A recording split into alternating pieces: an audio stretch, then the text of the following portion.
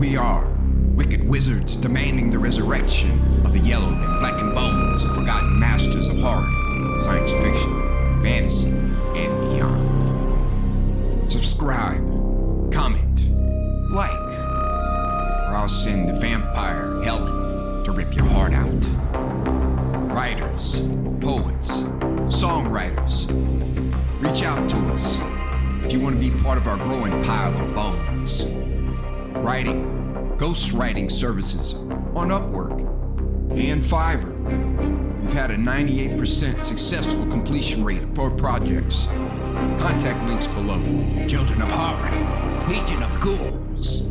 This Mythos Mayhem classic by H.P. Lovecraft, The Nameless City, is dedicated to Scott Tate. Keep rocking on, brother.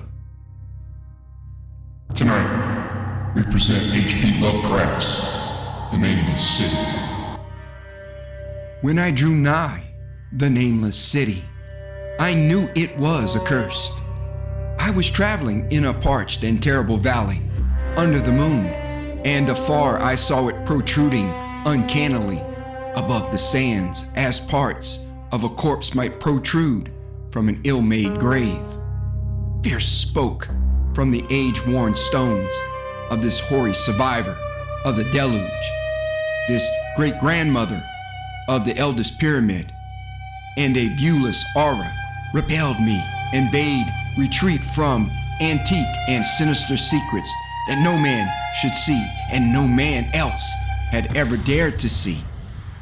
Remote in the desert of Araby lies the Nameless City, crumbling and inarticulate, its low walls nearly hidden by the sands of uncounted ages.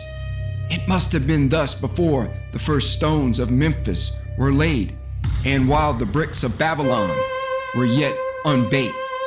There is no legend so old as to give it a name, or to recall that it was ever alive, but it is told of in whispers around campfires and muttered about by grandams in the tents of sheiks, so that all the tribe shun it without wholly knowing why.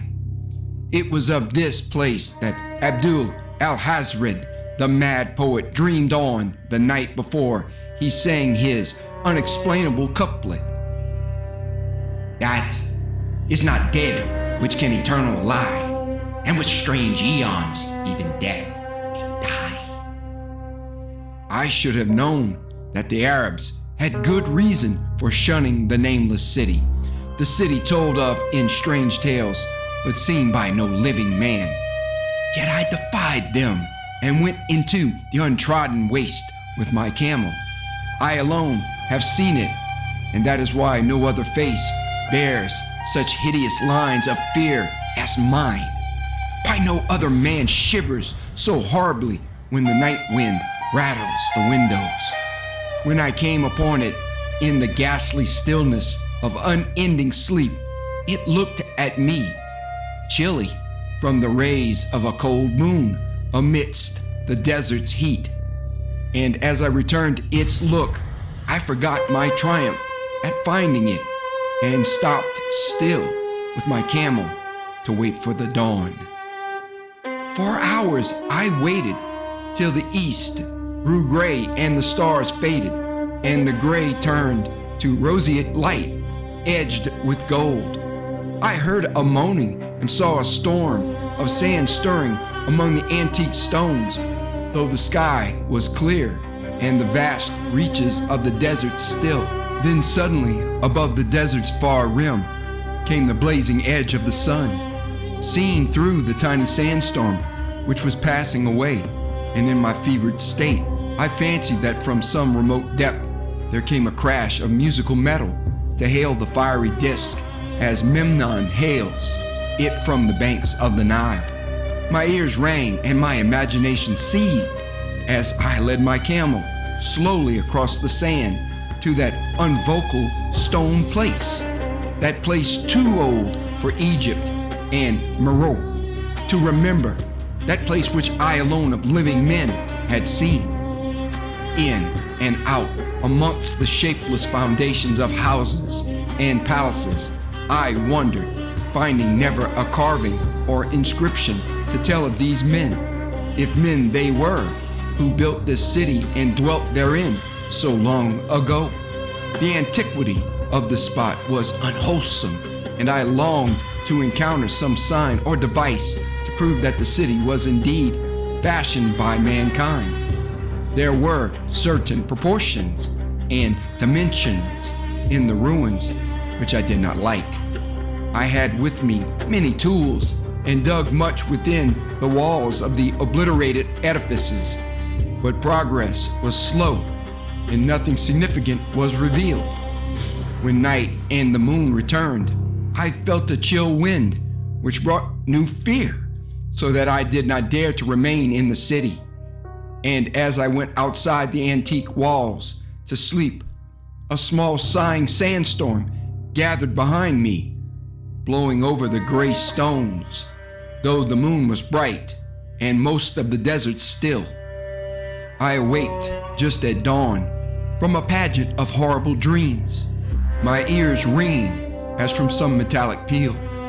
I saw the sun peering redly through the last gust of a little sandstorm that hovered over the nameless city and marked the quietness of the rest of the landscape.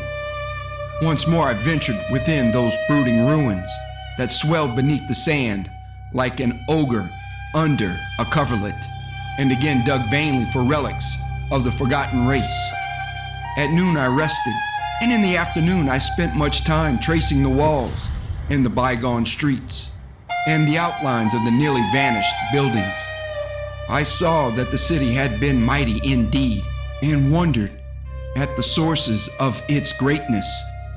To myself I pictured all the splendors of an age so distant that Chaldea could not recall it, and thought of Sarnath the Doomed that stood in the land Manar when mankind was young, and of Ib that was carven of gray stone before mankind existed. All at once I came upon a place where the bedrock rose stark through the sand and formed a low cliff, and here I saw with joy what seemed to promise further traces of the antediluvian people.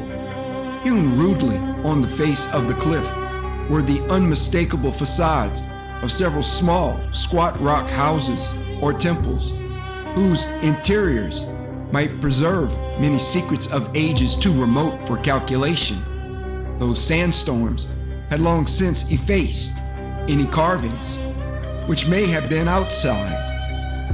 Very low and sand-choked were all of the dark apertures near me, but I cleared one with my spade and crawled through it, carrying a torch to reveal whatever mysteries it might hold. When I was inside, I saw that the cavern was indeed a temple, and beheld plain signs of the race that had lived and worshipped before the desert was a desert. Primitive altars, pillars, and niches, all curiously low, were not absent. And though I saw no sculptures nor frescoes, there were many singular stones, clearly shaped into symbols by artificial means. The lowness of the chiseled chamber was very strange, for I could hardly kneel upright, but the area was so great that my torch showed only part of it at a time.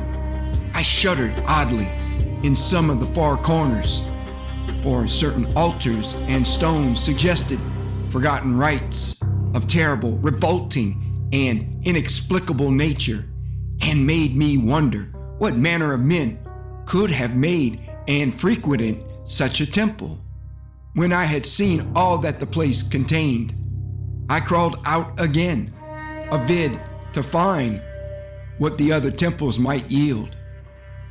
Night had now approached, yet the tangible things I had seen made curiosity stronger than fear, so that I did not flee from the long moon-cast shadows that had daunted me when first I saw the nameless city. In the twilight, I cleared another aperture, and with a new torch, crawled into it, finding more vague stones and symbols though nothing more definite than the other temple had contained. The room was just as low, but much less broad, ending in a very narrow passage crowded with obscure and cryptical shrines. About these shrines I was prying when the noise of a wind and of my camel outside broke through the stillness and drew me forth to see what could have frightened the beast. The moon was gleaming vividly over the primitive ruins, lighting a dense cloud of sand that seemed blown by a strong but decreasing wind from some point along the cliff ahead of me. I knew it was this chilly, sandy wind, which had disturbed the camel and was about to lead him to a place of better shelter, when I chanced to glance up and saw that there was no wind atop the cliff. This astonished me and made me fearful again, but I immediately recalled the sudden local winds that I had seen and heard before at sunrise and sunset and judged it was a normal thing. I decided it came from some rock fissure leading to a cave and watched the troubled sand to trace it to its source, soon perceiving that it came from the black orifice of a temple a long distance south of me, almost out of sight. Against the choking sand cloud, I plodded toward this temple, which, as I neared it, loomed larger than the rest and showed a doorway far less clogged with caked sand. I would have entered had not the terrific force of the icy wind almost quenched my torch.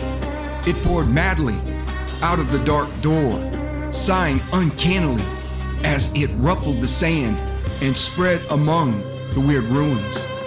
Soon it grew fainter, and the sand grew more and more still, till finally all was at rest again. But a presence seemed stalking among the spectral stones of the city, and when I glanced at the moon, it seemed to quiver as though mirrored in unquiet waters. I was more afraid than I could explain, but not enough to dull my thirst for wonder. So as soon as the wind was quite gone, I crossed into the dark chamber from which it had come. This temple, as I had fancied from the outside, was larger than either of those I had visited before, and was presumably a natural cavern, since it bore winds from some region beyond. Here I could stand quite upright, but saw that the stones and altars were as low as those in the other temples. On the walls and roof I beheld for the first time some traces of the pictorial art of the ancient race, curious, curling streaks of paint that had almost faded or crumbled away.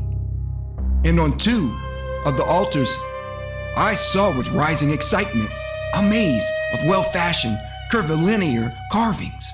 As I held my torch aloft, it seemed to me that the shape of the roof was too regular to be natural, and I wondered what the prehistoric cutters of stone had first worked upon. Their engineering skill must have been vast. Then a bright flare of the fantastic flame showed me that for which I had been seeking, the opening to those remoter abysses whence the sudden wind had blown. And I grew faint when I saw that it was a small and plainly artificial door chiseled in the solid rock. I thrust my torch within, beholding a black tunnel with the roof arching low over a rough flight of very small, numerous, and steeply descending steps. I shall always see those steps in my dreams, for I came to learn what they meant. At the time, I hardly knew whether to call them steps or mere footholds in a precipitous descent. My mind was whirling with mad thoughts, and the words and warnings of Arab prophets seemed to float across the desert from the lands that men know to the nameless city that men dare not know.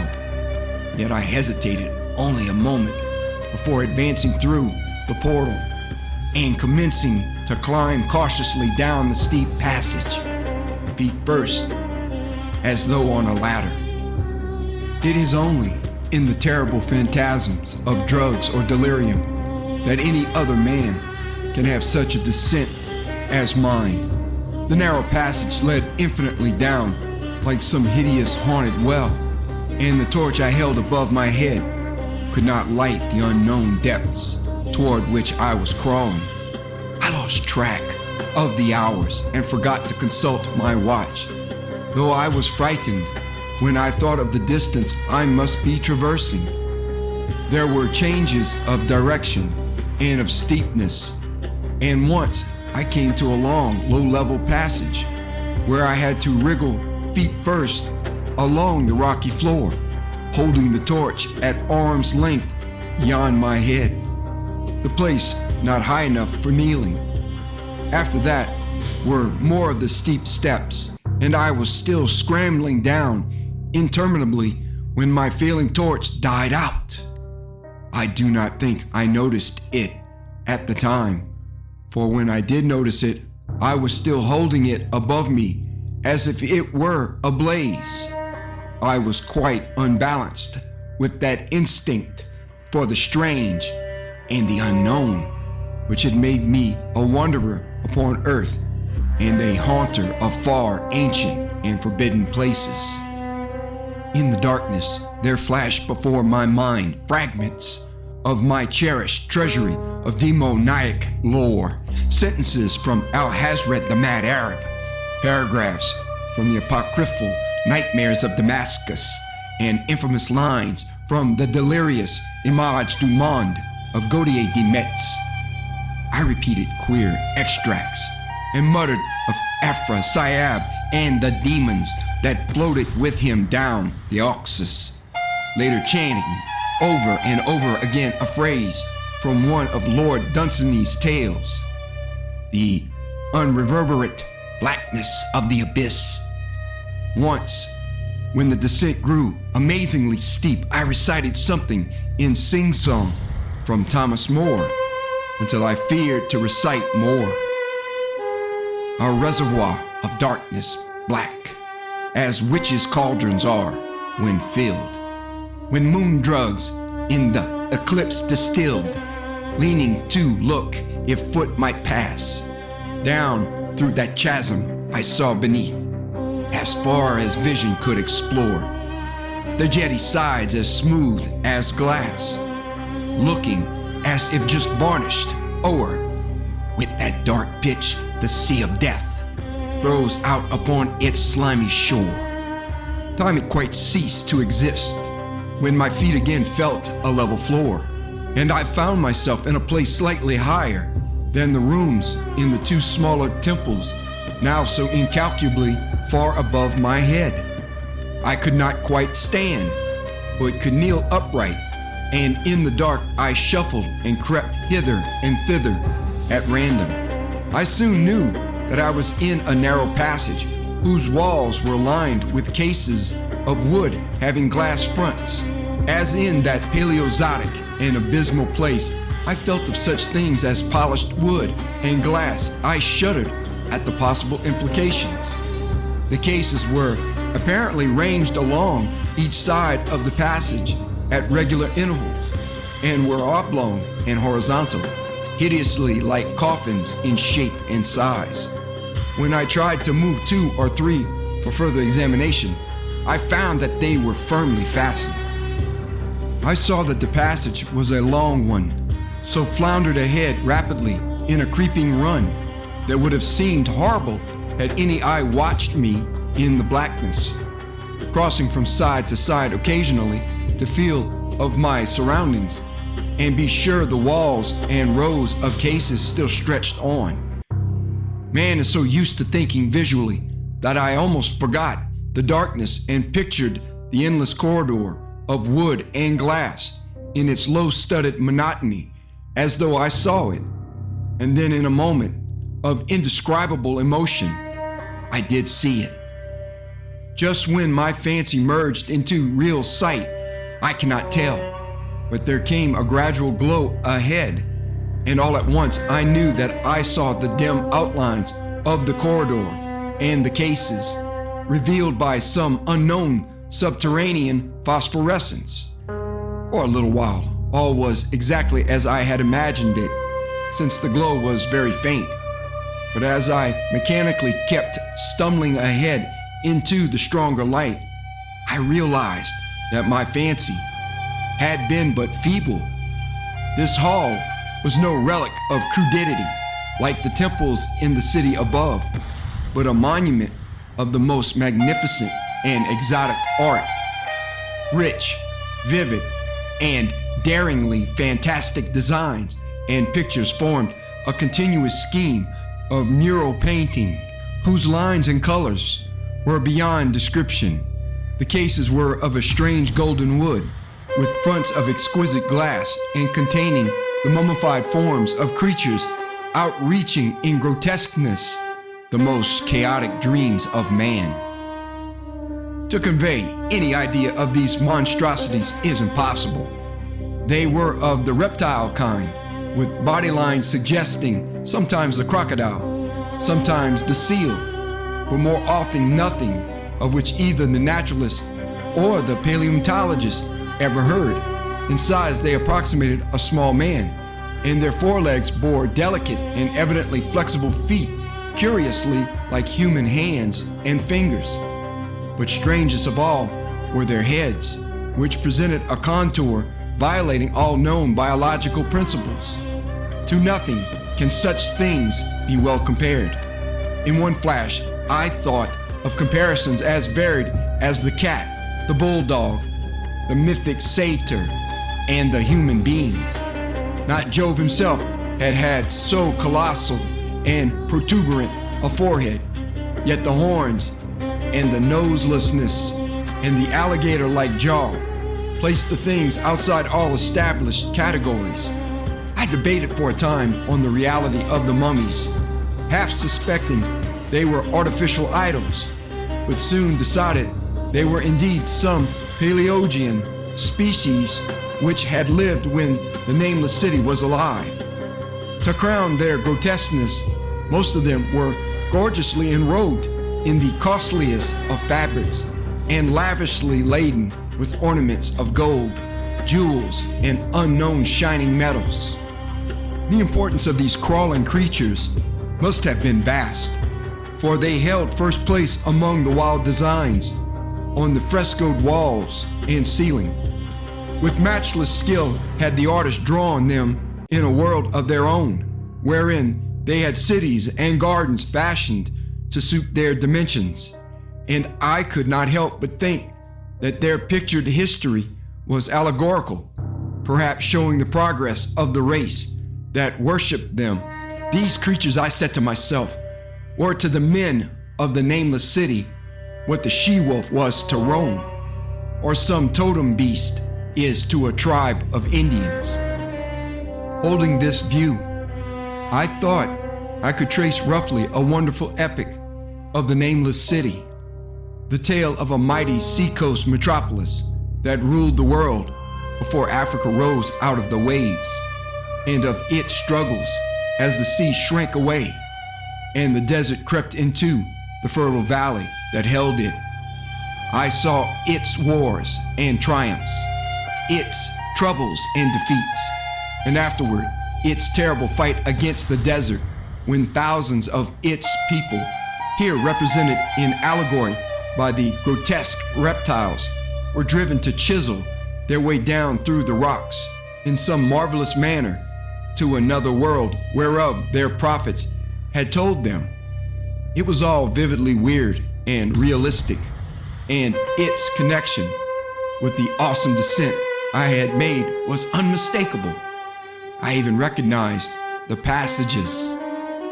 As I crept along the corridor toward the brighter light, I saw later stages of the painted epic, the leave-taking of the race that had dwelt in the Nameless city and the valley around for 10 million years, the race whose souls shrank from quitting scenes their bodies had known so long, where they had settled as nomads in the earth's youth, hewing in the virgin rock, those primal shrines at which they had never ceased to worship. Now that the light was better, I studied the pictures more closely and, remembering that the strange reptiles must represent the unknown men, pondered upon the customs of the Nameless city. Many things were peculiar and inexplicable. The civilization, which included a written alphabet, had seemingly risen to a higher order than those immeasurably later civilizations of Egypt and Chaldea. Yet there were curious omissions. I could, for example, find no pictures to represent deaths or funeral customs, save such as were related to wars, violence, and plagues. And I wondered at the reticence shown concerning natural death. It was as though an ideal of immortality had been fostered as a cheering illusion.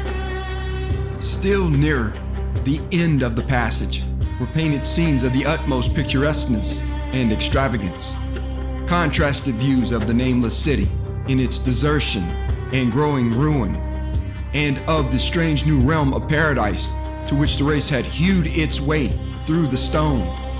In these views, the city and the desert valley were shown always by moonlight, a golden nimbus hovering over the fallen walls and half revealing the splendid perfection of former times, shown spectrally and elusively by the artist. The paradisal scenes were almost too extravagant to be believed, portraying a hidden world of eternal day, filled with glorious cities and ethereal hills and valleys. At the very last, I thought I saw signs of an artistic anticlimax. The paintings were less skillful and much more bizarre than even the wildest of the earlier scenes. They seemed to record a slow decadence of the ancient stock, coupled with a growing ferocity toward the outside world from which it was driven by the desert. The forms of the people, always represented by the sacred reptiles, appeared to be gradually wasting away, though their spirits, as shown hovering above the ruins by moonlight, gained in proportion. Emaciated priests, displayed as reptiles in ornate robes, cursed the upper air and all who breathed it, and one terrible final scene showed a primitive-looking man, perhaps a pioneer of ancient Irem, the city of pillars, torn to pieces by members of the older race. I remembered how the Arabs fear the Nameless city and was glad that beyond this place, the gray walls and ceiling were bare. As I viewed the pageant of mural history, I had approached very closely the end of the low-ceiled hall and was aware of a gate through which came all of the illuminating phosphorescence. Creeping up to it, I cried aloud in transcendent amazement at what lay beyond. For instead of other and brighter chambers, there was only an illimitable void of uniform radiance, such as one might fancy when gazing down from the peak of Mount Everest upon a sea of sunlit mist. Behind me was a passage so cramped that I could not stand upright in it. Before me was an infinity of subterranean effulgence. Reaching down from the passage into the abyss was the head of a steep flight of steps, small, numerous steps like those of the black passages I had traversed. But after a few feet, the glowing vapors concealed everything. Swung back open against the left-hand wall of the passage was a massive door of brass, incredibly thick and decorated with fantastic bas-reliefs, which could, if closed shut, the whole inner world of light away from the vaults and passages of rock. I looked at the steps, and for the nonce dared not try them. I touched the open brass door and could not move it. Then I sank prone to the stone floor, my mind aflame with prodigious reflections, which not even a death-like exhaustion could banish. As I lay still with closed eyes, free to ponder, many things I had lightly noted in the frescoes came back to me with new and terrible significance. Scenes representing the Nameless City in its heyday, the vegetation of the valley around it, and the distant lands with which its merchants traded. The allegory of the crawling creatures puzzled me by its universal prominence, and I wondered that it should be so closely followed in a pictured history of such importance. In the frescoes, the Nameless City had been shown in proportions fitted to the reptiles. I wondered what its real proportions and magnificence had been, and reflected a moment on certain oddities I had noticed in the ruins. I thought curiously of the lowness of the primal temples and of the underground corridor, which were doubtless hewn thus out of deference to the reptile deities there honored, though its perforce reduced the worshippers to crawling. Perhaps the very rites here involved a crawling in imitation of the creatures. No religious theory, however, could easily explain why the level passage in the awesome descent should be as low as the temples, or lower, since one could not even kneel in it. As I thought of the crawling creatures whose hideous mummified forms were so close to me, I felt a new throb of fear. Mental associations are curious, and I shrank from the idea that except for the poor primitive man torn to pieces in the last painting, mine was the only human form amidst the many relics and symbols of primordial life. But as always in my strange and roving existence, wonder soon drove out fear, for the luminous abyss and what it might contain presented a problem worthy of the greatest explorer. That a weird world of mystery lay far down that flight of peculiarly small steps, I could not doubt, and I hoped to find there those human memorials which the painted corridor had failed to give.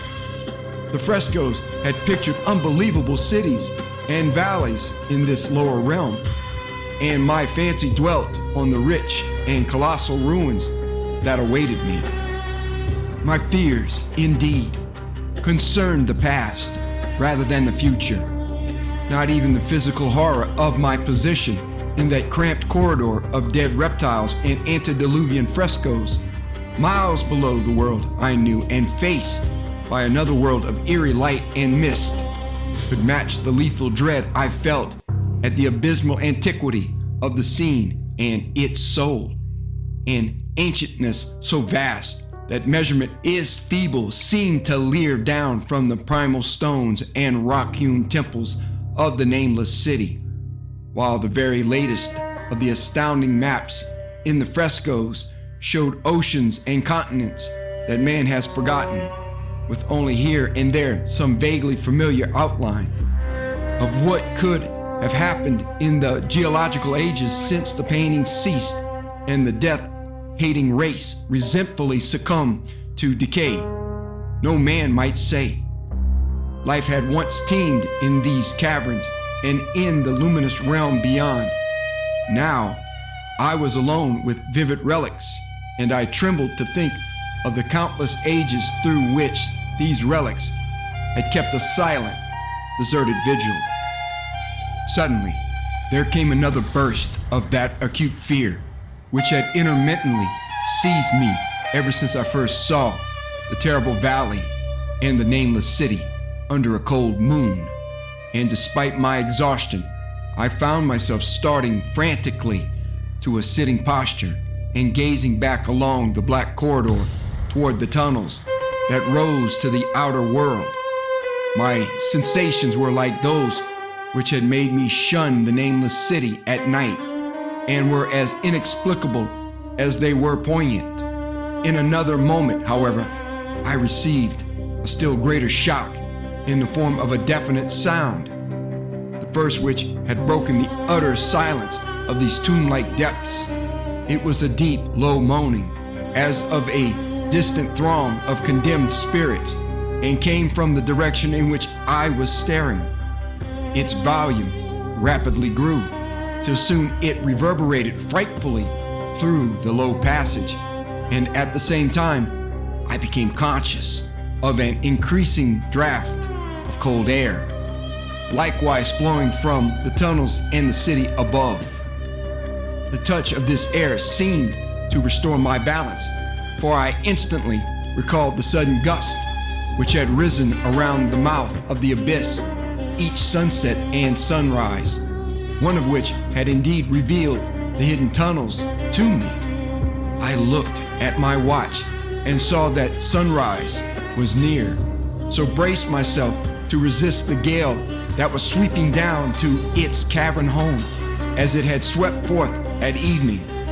My fear again waned low, since a natural phenomenon tends to dispel broodings over the unknown. More and more madly poured the shrieking, moaning night wind into that gulf of the inner earth. I dropped prone again and clutched vainly at the floor for fear of being swept bodily through the open gate into the phosphorescent abyss. Such fury I had not expected, and as I grew aware of an actual slipping of my form toward the abyss, I was beset by 1,000 new terrors of apprehension and imagination.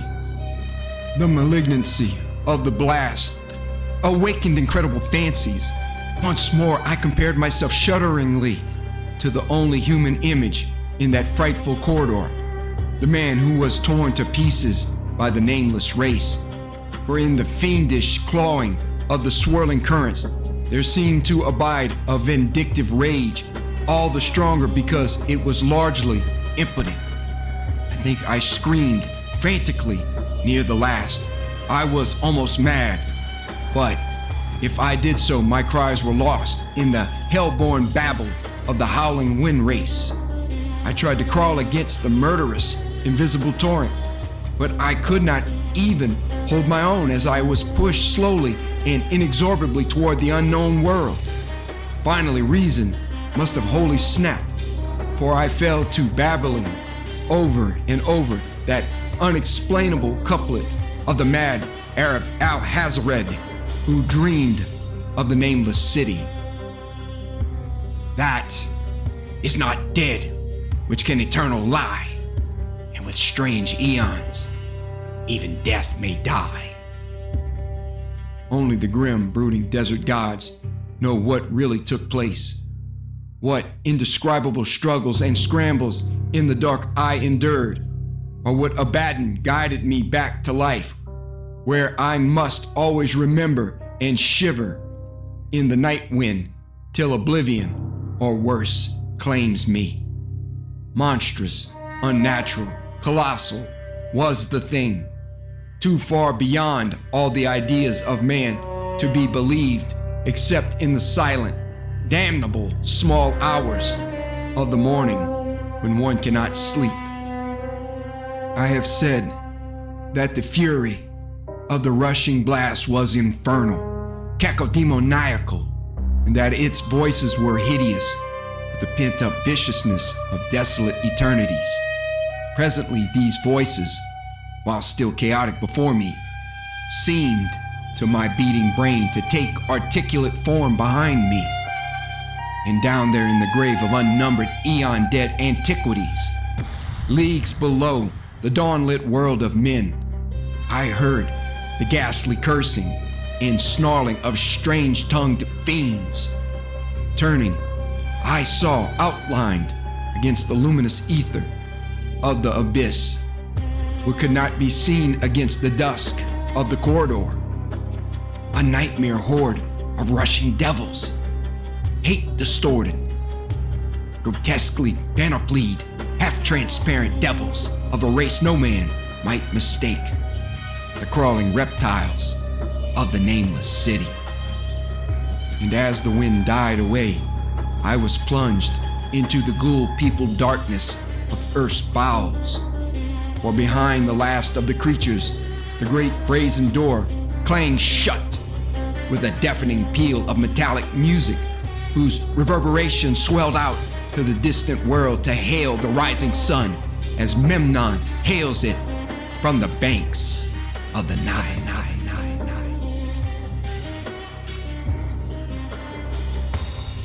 Thank you for listening.